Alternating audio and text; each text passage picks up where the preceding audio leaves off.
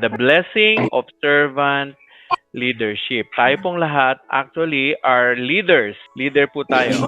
Walang sino man sa atin dito actually. If we are going to define leadership, ang simple definition ng leadership ay influence. If you're influencing somebody, you're actually a leader. So at one point of another, you are actually leading. So marami sa atin mga magulang. So you are leading your children. Marami sa atin dito, ang ilan sa atin dito mga padre de pamilya. So we are leading actually our spouses, our family. Ang ilan sa inyo rito ay mga leader sa trabaho. Ang ilan sa inyo rito ay supervisor, manager, or kaya head sa isang department. Ang ilan naman sa inyo ay maaring ordinaryong nanay kayo, pero may influence kayo sa mga tao. Kayo ang tinitingnan nila o tinitingala, ginagalang bilang leader. Ngayon, ang leadership na ating pag-aaralan ngayon ay hindi lang basta ordinaryong leadership. May dinugtong tayo dito. Ito yung tinatawag na servant leadership. So, hindi siya basta-bastang leader, kundi servant leadership. Ano po ba ang pagkakaiba ng leader sa servant leadership? Pagkakaiba ng definition o pagkakaunawa natin. Pag tinawag na leader at ano naman yung servant leader. Okay? Dati po, ako ay, ang tingin ko sa akin ay leader. Hindi servant leader. And so therefore, dahil ang tingin ko sa akin sarili ay leader, parang pag leader ka, parang ikaw ang nagko-command. Ikaw ang nag-i-instruct, ikaw ang nagbibigay ng utos. Ganyan yung pagiging leader sa mundong ito. Ngayon hanggat naunawaan ko, meron palang mas higher calling tayo mga Kristiyano. At ano yon, yung servant leadership. Ano ang nagiging attitude natin kapag yung salitang leadership o leader ay dinadagdagan na ng salitang servant? Ay naiiba. Nababago yung ating attitude, nababago yung ating character. Nasubukan ko rin yan sa mga kabataan. Nag-appoint ka ng isang tao, ikaw ang leader dyan ha. Ang naging mustra niya agad, sabi, oy, ako ang leader dito. Dapat akong masunod. So I have to change it. Sabi ko sa kanya, anak, kasi mas bata yun. Sabi ko, anak, ano tayo? Hindi lang tayo leader. Tayo ay servant leader. Nung marinig yung salitang servant leader, oy, servant leader, nabago yung aura niya. Nabago yung pagkakaunawa niya sa leadership. Tayo mga Kristiyano, we are called to become servant leader. Nakanyo. So, yan. Ngayon, ang pagiging servant leader, ito ay calling. At the same time, there are blessings actually. When you answer to the calling of God to become a servant leader, there are actually blessings that you and I can enjoy. Dito po, may 4 akong i-share sa inyong blessings na matatanggap natin kung tayo ay hindi lang basta leader, kundi tayo is in the attitude of leader. Kaya pinamagatan ko po ito, the blessing of servant leader, followers of Jesus, imitating Christ leadership. Bakit? Bakit ko sinabi itong imitating Christ leadership? Kasi ang servant leadership is actually emulating or following the examples of Jesus. Yun ang gusto natin. Si Jesus Christ, who is the Son of God, the King of Kings and the Lord of Lords, He humbled Himself to become a servant leader. At dahil doon, siya ang Lord natin, siya ang ini-imitate. Siya yung model natin sa pagiging leader. I know all of you here, at one point or another, you are handling a small group. So, kayo ay leader na. Pero gusto kong idagdag natin sa ating mga puso at isip na hindi lang tayo basta leader. Tayo ay servant leader. We are imitating Christ leadership. Now, what are the blessings when we embrace being a servant leader?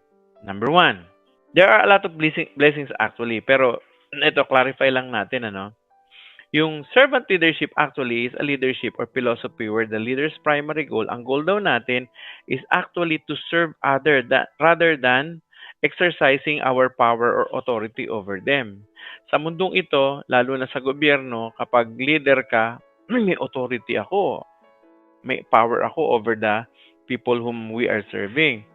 Nakafocus ang servant leadership hindi sa ganon. Nakafocus tayo hindi sa power kundi sa paglilingkod, serving. Nakuha nyo, nakafocus tayo doon sa ano bang need ng tao na kung saan pwede nating ma-meet at ma-lead sila para sila ay mag-grow, para sila ay magkaroon ng tulong so that they will be able to reach their full potential as human and Christian.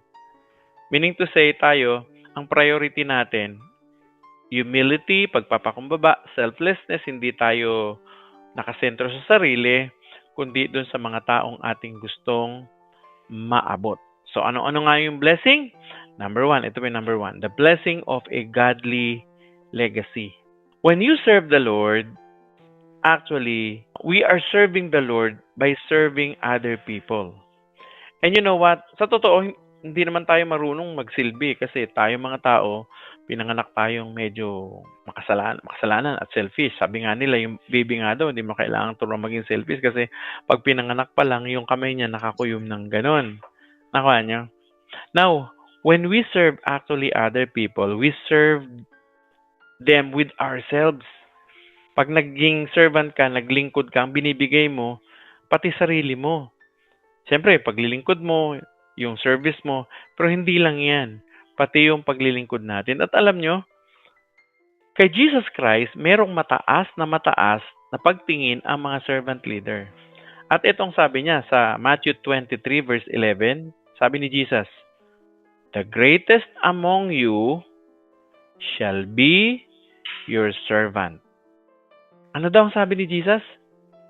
Kung meron daw tayong ituturing na pinakamahusay, pinakamagaling sa atin, o pinakamataas, greatest nga sabi ni Jesus. Sino daw yon? Yun yung taong naglilingkod. So, sa pananaw ng Panginoon, ang servant leadership has what? Has a highest honor as far as Jesus is concerned. So, mahalaga sa Kanya. May mataas na pagtingin doon sa mga taong naglilingkod. Sa mundong ito, pag tinawag kang servant, parang ang tingin sa'yo iba no? Hindi mababa ka. Pero iba sa Panginoon. Alam niyo po ba kung saan ang gagaling ang text na ito? Yung background niya.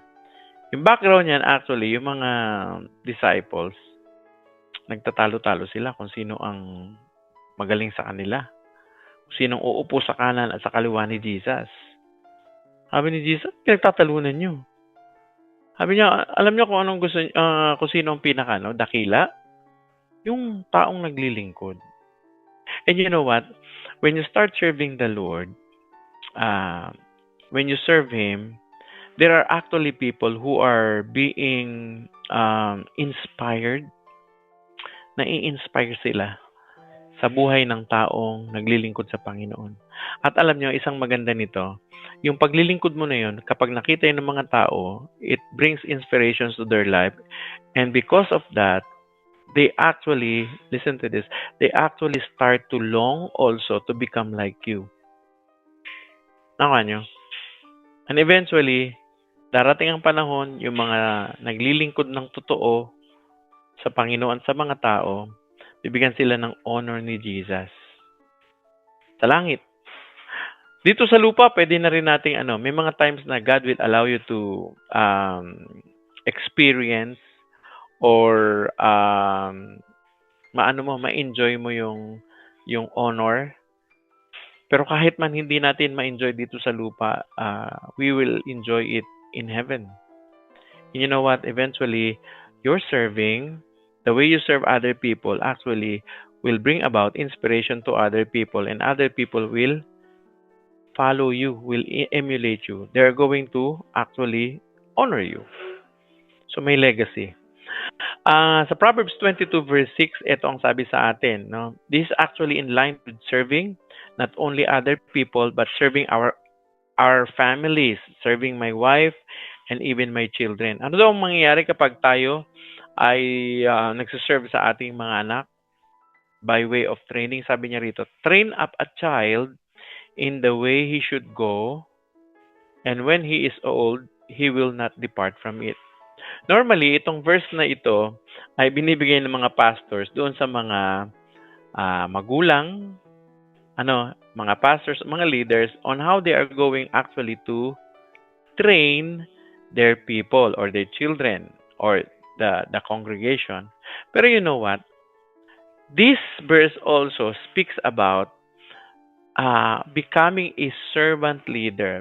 Because when you train up a person, ito natagpuan ko, na yung tao mas interested siya na matutuhan ang isang bagay kapag meron siyang magandang relationship doon sa tao.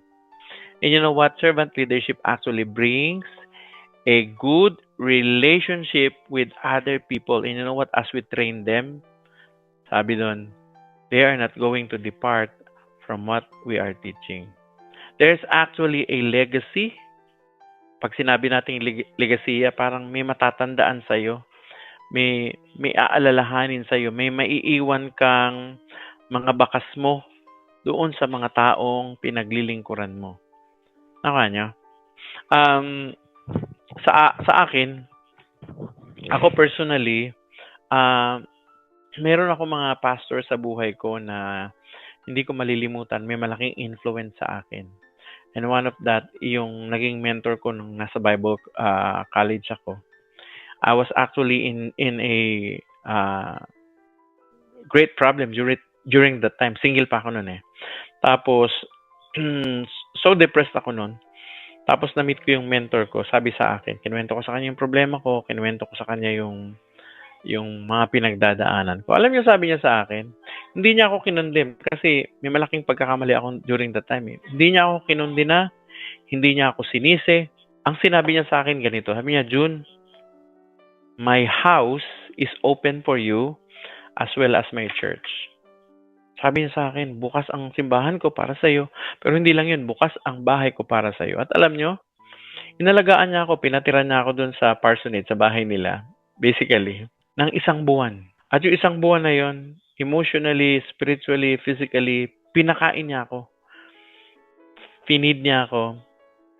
Inaliw nila ako, in-encourage nila ako hanggang nanumbalik uli yung sigla ko, yung lakas ko, na pagtagumpayan ko yung emotional problem. At even yung magkakasama kasi yan eh, emotional tsaka mental health mo, yung hindi na maayos ang pagtingin mo sa sarili mo. I was able to overcome that because of this pastor. Yung pastor na yon, he was really a servant leader. Hindi lang siya leader, kundi he actually served me. At hanggang ngayon, isa sa mga inspiration ko. Isa sa mga kinikwento ko, isa sa mga naalala ko na nagbigay sa akin ng inspirasyon para magpatuloy. Siguro kung hindi sa pastor na yon, kung hindi niya ako inaruga o tinanggap nung panahon na yon, baka wala ako ngayon dito. Who knows? Kasi isa yun talaga sa turning point ko na nagdesisyon ako to really stay in faith and to decide to recover spiritually.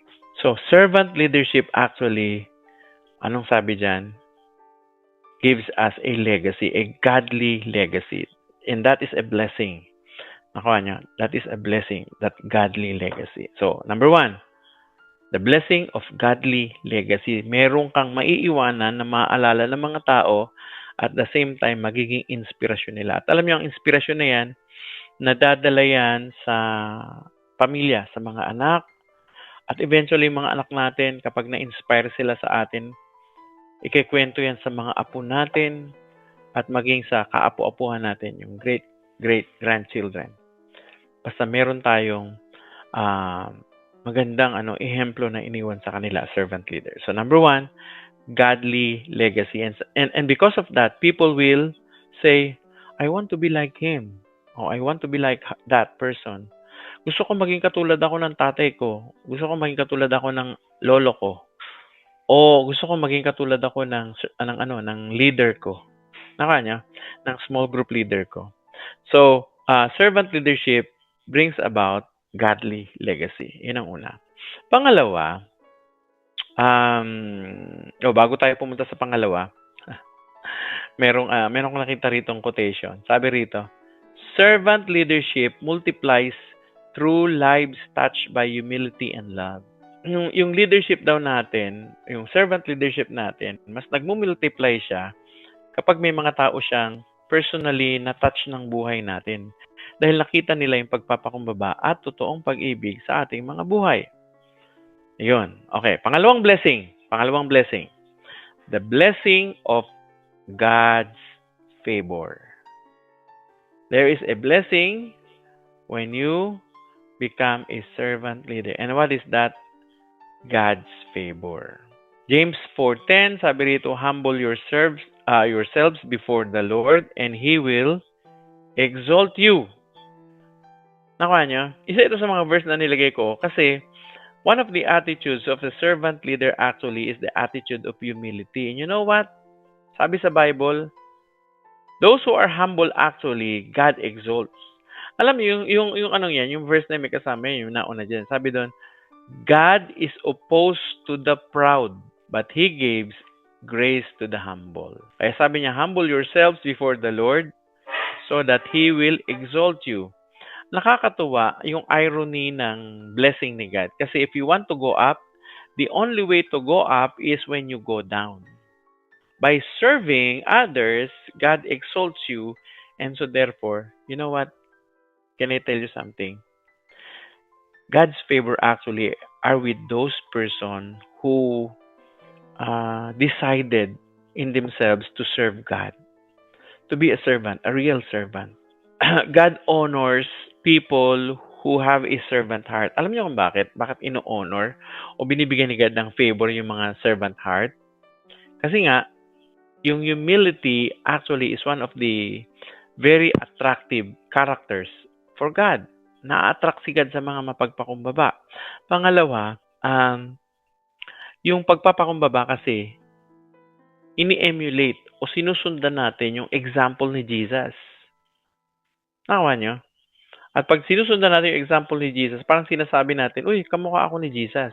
Eh di ba tayong mga magulang, natutuwa tayo pag yung anak natin sinabihan na, uy, yung anak mo, kamukha mo. Nakawa nyo? Na nagbibigay sa atin ng joy yun. Yung bunso kong anak, kamukha ko daw. Marami na akong naringgan na ganyan.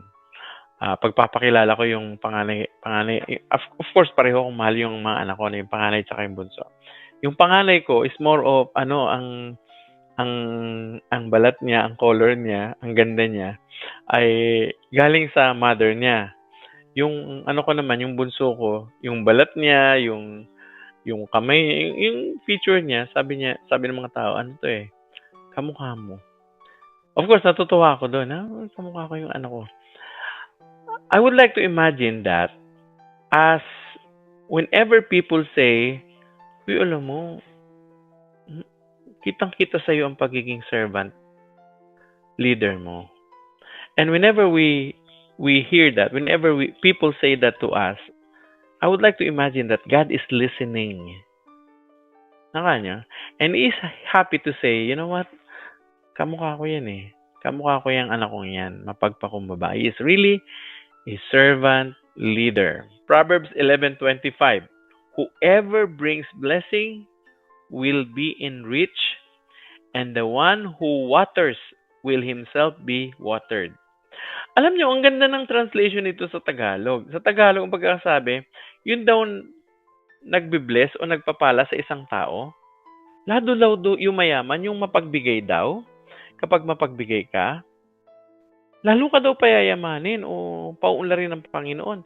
At yung mga tao daw na nire-refresh yung iba, kasi sabi rito, who waters meaning nire-refresh mo yung iba, ikaw din daw mare-refresh.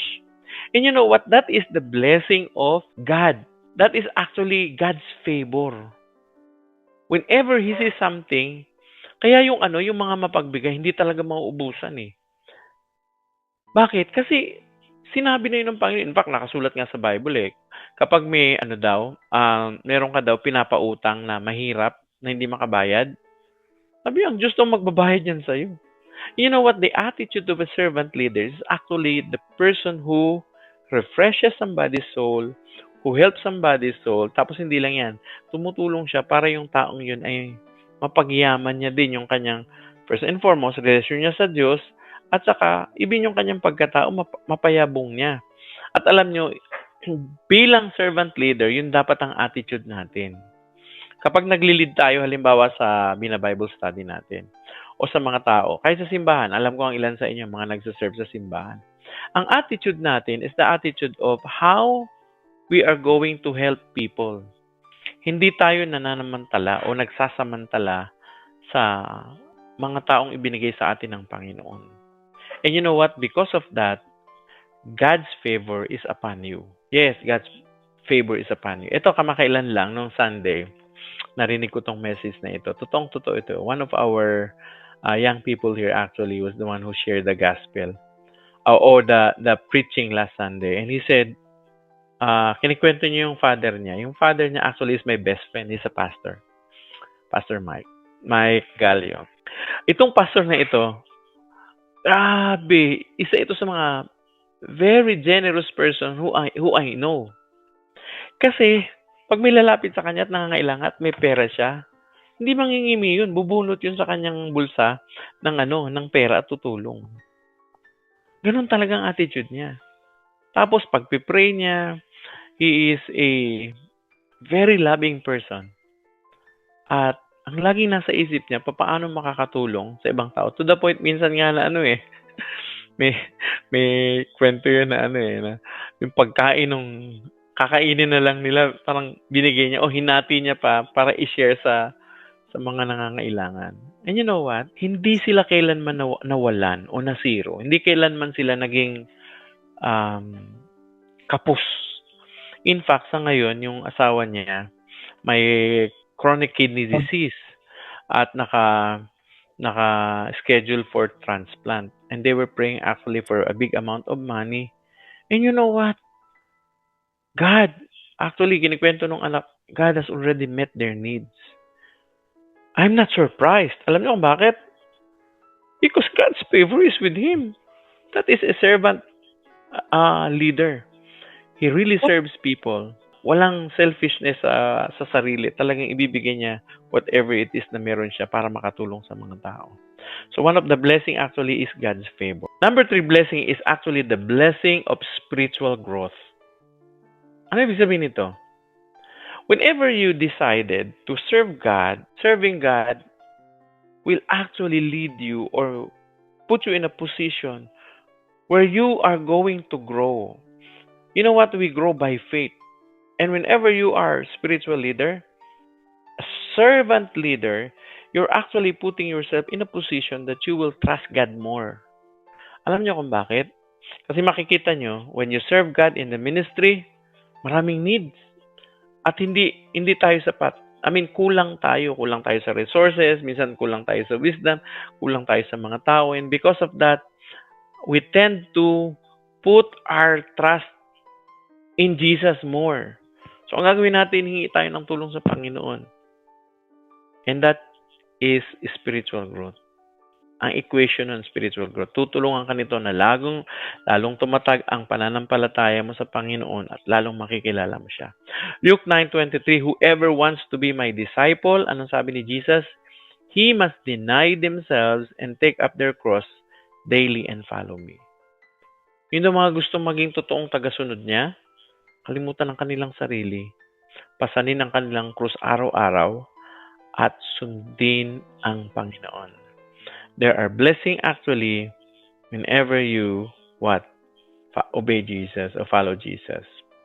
Sabi ni Jesus ito, even the Son of Man came not to be served, but to serve, and to give His life as a ransom for many. Nakanya. Ano sabi ni Jesus? Sabi na parito ako, hindi para paglingkuran eh. He is the King of Kings, the Lord of Lords, the God, the Creator of all things. He is the Son of God. Pero nung bumaba siya dito sa lupa, sabi ni Jesus, hindi ako pumunta rito para paglingkuran niyo. Ako pa nga nagpunta para maglingkod. At hindi lang yan, para magbigay. Ano daw ang bibigay niya? Buhay. He gives life as a ransom for many. He gave His life actually as a ransom for many. How many of us are actually start to lead now? Ang tanong ko sa inyo, anong binibigay niyo? Nagbibigay ba kayo ng buhay? When I say buhay, hindi na siguro literal na buhay natin. Na mamamatay tayo para sa kanila. Pero siguro yung buhay na dahil dumating tayo sa kanila and we serve them, we add up color and excitement to their lives. Why? Because we serve them. And you know what? As you and I serve them, we are growing spiritually. We are growing spiritually. So that's the third blessing. Okay. Lastly, the fourth blessing is the blessing of joy in serving. The blessing of joy in serving. Psalms 100 verse 2, serve the Lord with gladness. Come into His presence with singing. Paano daw tayo maglilingkod sa Panginoon? With gladness. Actually, this is what I experience. I always experience this. Whenever I see myself serving people in whatever ways. Halimbawa, nag-feeding kami. O kaya may binigyan kaming relief goods. O kaya may mga lumalapit sa akin na out of the blue, ewan ko ba, naranasan nyo na ba yung ka-Facebook friend mo nga siya, pero matagal ka nang hindi kayo nag-uusap, hindi ka nagsisay ng hi sa'yo eh. Pero eventually, nag-message sa'yo, nag-hi sa'yo, tapos sabay, alam mo, sister, alam mo, brother, may sakit ako ngayon. And so therefore, God actually appoints that. And yung time naman na yun, blessed ka. So sinasabi sa'yo ni Lord, tulungan mo yan. Alam mo yun, yung ganun. Actually, when you follow the prompting of the Holy Spirit, you will feel happy. You will feel joy. There is joy actually whenever you do good. Listen to this. Kahit ito matutunan nyo ngayong gabi. May kasiyahan kapag ikaw ay nakakagawa ng mabuti. Alam niyo kung bakit? Bakit may kasiyahan? Kasi ginawa tayo, ang purpose natin actually is to do good. That's why whenever we do good, we feel happy. And whenever we do something bad, we feel so sad. Why? Because the purpose of our life is actually to do good and not to do bad things. And you know what? We experience that kind of joy whenever we serve. Nyo? When you serve, you will experience joy. Kaya sabi niya, serve the Lord with gladness. Come into His presence with singing. Ano pa? Acts 20:35. Ito ang sabi nito si Paul. Sabi niya, it is more blessed to give than to receive. Parang, there is a higher joy that we can experience than the joy that comes from receiving. Of course, masaya ako pag may natatanggap, lalo na pag, halimbawa, birthday ko, di ba? Ganon din kayo. O kaya, Christmas, may pa-Christmas sa'yo, di ba? O kaya, may tulong na ibibigay sa'yo. Siyempre, masaya tayo nun. Pero sabi ni Paul, may ibang klaseng blessing daw, may ibang klaseng joy, actually, I should say, kapag tayo naman yung nakakapagbigay. Actually, double joy yun eh. Bakit? Kasi pag nagbigay ka, actually double joy. Ay, parang hindi lang yata double joy, triple joy. Sasabihin ko yung pangatlo. Bakit double joy o triple joy? Kasi, pag nagbigay ka doon sa tao na nangangailangan, that person will be happy. So, you are making people happy, right? Now, I tell you, pag binigay mo yung blessing na yun doon sa tao, magiging masaya yung tao yun. Pero hindi lang siya magiging masaya. You will also feel happy. Alam niyo kung bakit? Kasi nga, we are created to do good. So, whenever you do good, you feel good. Wow, ang saya. Ang saya talaga. Pangatlong blessing pala ito. Kasi when you do good to a person, you're actually, investing in eternity. Meron kang matatanggap actually na blessing, hindi lang dito sa lupa because of that joy, pero meron ka ring blessing sa langit. Yung sinasabi ni Jesus Christ na mag-ipon ka ng kayamanan sa langit. So how do you do that? When you give actually, and you know what, you cannot give unless you have a servant heart. And I tell you, one of the characteristic of a servant leader is generosity. That's one of the characters of God. God is the first and foremost generous person in the whole universe. Why? He gave us all actually. He gave us everything that we see, everything that we enjoy now, house, work, money, food, whatever, even health. Pero hindi lang yun. Binigay niya rin si Jesus. He even gave His Son so that you and I can be saved. Nakuha niyo?